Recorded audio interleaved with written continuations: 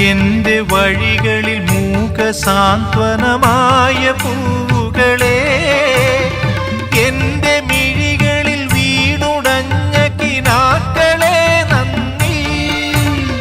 മധുരമാം പാധേയമായി തേൻ കനികൾ തന്ന തരുക്കളെ, തളരുമീയുടൽ താങ്ങി നിർത്തിയ പരമമാം കാരുണ്യമേ നന്ദി,